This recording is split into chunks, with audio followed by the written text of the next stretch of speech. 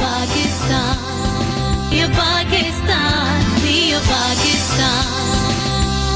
Welcome back जनाब। Programme में आपको खुशामदीद कहते हैं। और ईद उल अजहा गुजर चुकी है, लेकिन उसके जो असरात हैं वो है कि गुजरने नहीं पा रहे हैं। और मेरी टीम ने इतने मजे मजे के पकवानों के नाम यहाँ पर लिख दिए हैं। अल्लाह, मटन कढ़ाई, कोरमा, मगज पुलाव, व्हाइट कोरमा, मटन। क्या लगता है दिल कर रहा है आपको दोबारा से ये सब कुछ खाने को? ये सब कुछ हमने भाई अभी नहीं खाया, ये सब कुछ हमने ईद पर खाया और मुसलसल 3-4 दिन हमने खाया। और उसका नतीजा ये निकला है कि अब पेट में दर्द हो रही है, वजन तो बढ़ा ही है, कोलेस्ट्रॉल भी बढ़ गया है, उसके साथ साथ दीगर जो मसाइल है सेहत के हवाले से उनमें भी हो चुका है इजाफा। तो अब जनाब सेहत का ख्याल नहीं रखा तो अब क्या करना है? डॉक्टर इदरीस हमारे साथ हैं इन कॉन्वर्सेशन। अस्सलाम वालेकुम डॉक्टर साहब, कैसे हैं आप? वालेकुम सलाम। डॉक्टर साहब, आपने भी ये सब कुछ खाया? छोड़ कहाँ सकते थे। अच्छा, तो डॉक्टर साहब ये अब बताएं मुझे, जब मैदा खराब हो जाता है या ये सारे मसाइल बनते हैं तो कौन कौन सी बीमारियां जन्म लेती हैं? सबसे पहले तो हमें शुरू से बात ये करनी चाहिए कि इन 3-4 दिनों में जो कुछ हमने खाया, इसमें सबसे ज़्यादा जो फ़ायदा हुआ वो चिकन को हुआ है। चिकन ने सुख का सांस लिया है। हाँ। कि ये 3 दिन जो है वो कम अज़ कम मेरी छुट्टी हुई है और मुझे कोई रेस्ट मिला है। एक्चुअली ये जो हम बीफ या मीट हम इस ईद पे ज़्यादा खा रहे होते हैं, ये हाई एनर्जी प्रोटीन होती है, जबकि जो हम वाइट मीट खाते हैं जिसमें चिकन है या बाकी बर्ड्स का मीट है, वो लेस एनर्जी होता है और वो इजी टू डाइजेस्ट होता है। जबकि ये जो रेड मीट होता है ये ज़रा डाइजेशन में डिफ़िकल्ट होता है, इसमें फाइबर्स कम होते हैं as compare to vegetables and fruits, वो डाइजेशन ईजी होती है। जबकि जब हम इसकी मीट की तरफ आते हैं, रेड मीट की तरफ, तो ये डाइजेशन में ज़रा स्लो होता है। जब डाइजेशन में स्लो होता है तो फिर ये अल्टीमेटली बॉडी से जब इवैक्यूएट होने में टाइम लेता है। और ये जो हमारा 3 दिन का स्केड्यूल होता है ना, तो इसमें तो मीट इस तरह से होता है कि ब्रेकफास्ट में भी मीट चल रहा होता है, लंच में भी मीट चल रहा होता है, डिनर में भी, और इस दौरान कोई ब्रंच आ गया, कोई मेहमान आप आ गए या कहीं चले गए तो वहाँ भी मीट चल रहा होगा। तो मीट इतना एक इनटेक हो जाता है कि जो मैदे के लिए डाइजेस्ट करना बहुत मुश्किल हो जाता है। अल्टीमेटली क्या करता है मैदा, जितना डाइजेस्ट कर सकता है, बाकी को फैट में कन्वर्ट करके स्टोर कर लेता है। तो उससे फिर जो मसाइल बढ़ते हैं वो हाइपरटेंशन के पेशेंट्स के लिए बहुत मसाइल बढ़ जाते हैं। हाइपरटेंशन होने लग जाती है, ब्लड प्रेशर उनका शूट कर जाता है। इसके अलावा कोलेस्ट्रॉल बढ़ जाता है। इसके अलावा जो है वो लोगों की इंडाइजेशन में जो है डायरिया शुरू हो जाता है, या इसके साथ साथ उनको जो जिनका स्टमक वीक होता है, जो डाइजेस्ट नहीं कर पाए, उनको एब्डोमिनल पेन, क्रैम्प्स और इस तरह के मसाइल जो है वो बढ़ना शुरू हो जाते हैं। वॉमिटिंग शुरू हो जाएगी लोगों को, ये कॉलरा टाइप शुरू हो जाएगा। इस तरह के मसाइल फिर बढ़ जाते हैं उन लोगों के। अच्छा डॉक्टर साहब, ये देखे ना क्या होता है, अक्सर मैं खानों पे जाती हूँ, दावतों पे जाती हूँ और देसी खाने हम लोग खाते हैं। पंजाबी हैं, पंजाबी वैसे भी हाथ हौला नहीं रख सकते ना खाने पे अपना। तो ऐसा शख्स जो भाई नियर टू 100 kg है और नान आ रहे हैं आगे, मुरगन ग़िज़ाएं आ रही हैं, और उसके बाद हमारे यहाँ कॉन्सेप्ट ये है पंजाबियों का, या शायद बाहर भी होगा कहीं, कि अब बस green tea P low.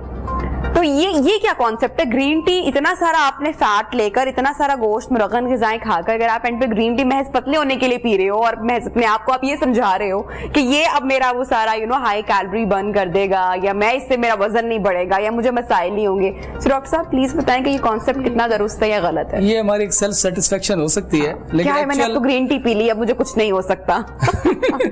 Green tea तो एक आपने बात कर दी, वाकई वो इसी तरह से है कि देखें आपको बाकी डाइट में भी एक इतदाल लाना होता है। हाँ। अगर आपने अपना वेट कंट्रोल में रखना है तो, लेकिन उसके साथ साथ जो हम दूसरा बड़ा जुल्म ये हमारे यहाँ किया जाता है वो कोल्ड ड्रिंक का कर दिया। Cold drink, yes. जैसे हम मीट लेंगे वो इतना गर्म होता है और फिर हम लेते भी गर्मा गर्म है कि वो जब धुआं उसमें से निकल रहा हो और बिल्कुल हाई हो, और फिर मीट इतना सारा, उसमें मुख्तलिफ होते हैं, बारबेक्यूज भी हो सकते हैं, कढ़ाइयाँ भी हो सकती हैं, इस तरह की जितनी भी चीजें हैं वो सारी हैं, तो उन लेते हैं और ऊपर से हम कोल्ड ड्रिंक चढ़ा लेते हैं। और जो कोल्ड ड्रिंक चढ़ाते हैं, पहले ही जब हम इस तरह की डाइट लेते हैं उससे हमारा जो स्टोमक है वो एसिड प्रोडक्शन बढ़ा देता है, क्योंकि उसको पता है कि ऐसी डाइट आ रही है जिसके अंदर खुद से फाइबर्स कम है और वो जरा हैवी डाइट है, मुझे उसको डाइजेस्ट करना है। एक तो एसिड पहले बढ़ गया, फिर हमने कोल्ड ड्रिंक की शक्ल में एसिड और ऊपर से डाल दिया।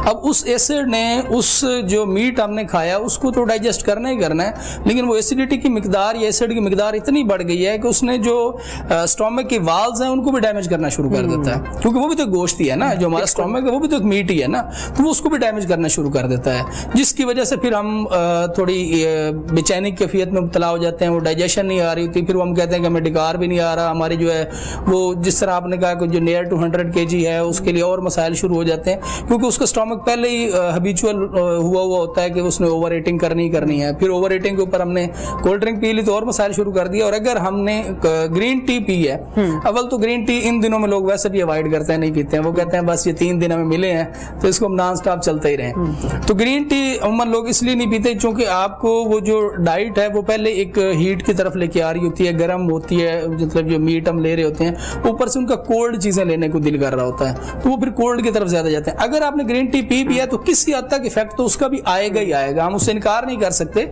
लेकिन ये है कि अगर आपने डाइजेशन में इतदाल नहीं रखा और सारे काम आपने इस पे ग्रीन टी पे छोड़ दिए, फिर उसका कोई फायदा नहीं है। अच्छा, ये तो ऐसे ही है जैसे आप मिठाइयाँ खा के और ऊपर से आप जो है वो शुगर फ्री टी ले रहे होते हैं। बिल्कुल सही, आप बिल्कुल आप पॉइंट पर पहुंच के मुद्दे पर। अच्छा, अब तक ये डैमेज हो गया, ईद कुर्बान गुजर गई, अब जो खाना था खा लिया, नाजुक लम्हे में नहीं हो सका कंट्रोल, तो खाली मुरगन ग़िज़ाएं, अब हो गया डैमेज, अब पेट में दर्द और मसाइल और दीगर चीजें, अब क्या करना है? हाँ, ये बड़ा अहम सवाल है। एक तो हमें अब ये करना है, सबसे पहले तो हमने सब्जियों की तरफ शिफ्ट होना है। ठीक है, हमने अब गोश्त कितनी देर के लिए छोड़ना है वो बता दें। गोश्त तो अब देखिए अभी खत्म नहीं हुआ, नहीं आप लोग दिल नहीं भरा इतना सारा गोश्त खाकर। नहीं, अभी फ्रिज में पड़ा है, अभी उसकी बारी आनी है, ऐसा नहीं है कि वो खत्म नहीं हुआ, अभी फ्रिज माफिया मांग रहा है किसी को निकालो, तो अभी फ्रिज में पड़ा है, अभी हमने उसको चलाना है अभी कुछ अर्सा। लेकिन अगर आप गोश्त और नेक्स्ट दिनों में खाना चाह रहे हैं या बनाना चाह रहे हैं, उसके लिए कि गोश्त को सब्जी के साथ मिक्स करके पकाएं। और सबसे बेहतरीन सब्जी जो इस मौसम में है वो कद्दू की सब्जी होती है। अगर कद्दू को आप गोश्त के साथ बनाते हैं तो वो जो उसकी हीट है वो इतदाल में आ जाती है।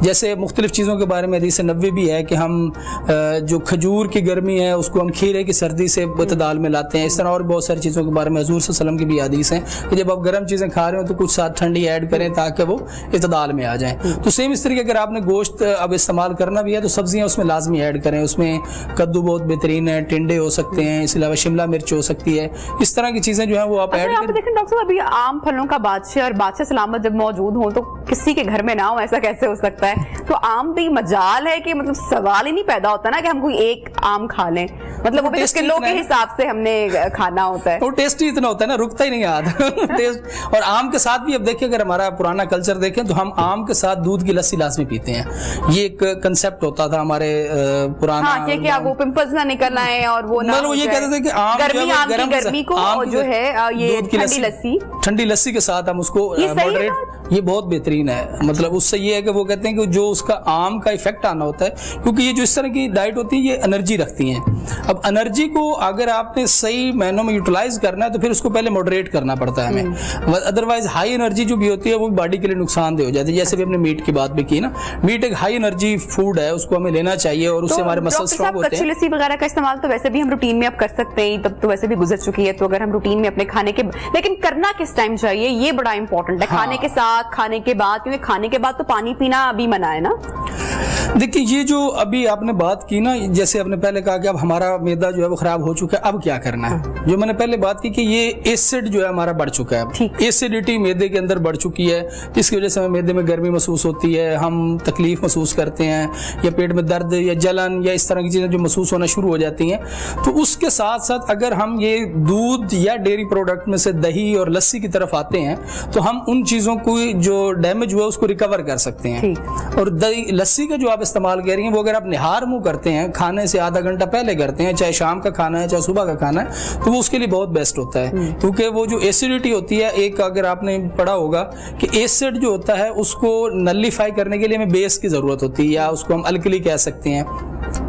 तो ये जो डेयरी प्रोडक्ट्स हैं और दूध हैं ये बेसिकली अल्कलाइन फूड्स होते हैं। अल्कलाइन फूड्स को जब हम एसिड के साथ रिएक्ट करवाते हैं तो ये उनका एक्शन कैंसिल करके उसको वाटर में कन्वर्ट कर देते हैं। तो ये हमें उसके लिए दूध, दही, खाली दूध भी आप ले सकते हैं। और ये अब बरसात का मौसम है या ये जो हमारा इस नमी का मौसम होता है, इसमें स्वेटिंग बहुत ज़्यादा हो रही होती है, पानी की वैसे भी कमी हो रही होती है, इसमें मशरूबात की तरफ ज़्यादा आना होता है। तो इसमें आप नींबू पानी का इस्तेमाल ज़्यादा कर सकते हैं, लस्सी का इस्तेमाल ज़्यादा कर सकते हैं।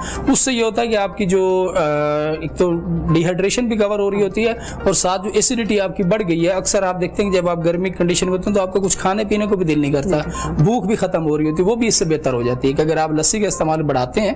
और एक और चीज बड़ी अहम है कि मीठी लस्सी को अवॉइड करें, नमकीन लस्सी को ज्यादा। मीठी लस्सी पीकर तो वैसे ही लोग सुबह सुबह के टाइम नाश्ते में कैसे मतलब सो के उठे मीठी लस्सी पीते हैं फिर सो जाते हैं। सो उसका इतना उसकी गलूदगी और उसके वो असरात होते हैं और मजे की भी वाह लजीज भी हद की होती है। तो चलें कोई नहीं, कभी कभी ठीक है, छुट्टी वाले दिन ठीक है, रोज रोज की जो है ना ऐसे शौक वो आपको भारी पड़ सकते हैं और सेहत को नुकसान उठाना पड़ सकता है। Doctor Idris, thank you so much for joining us in neo Pakistan. लेंगे प्रोग्राम में ब्रेक, ज्वाइन करते हैं आपको। नियो पाकिस्तान।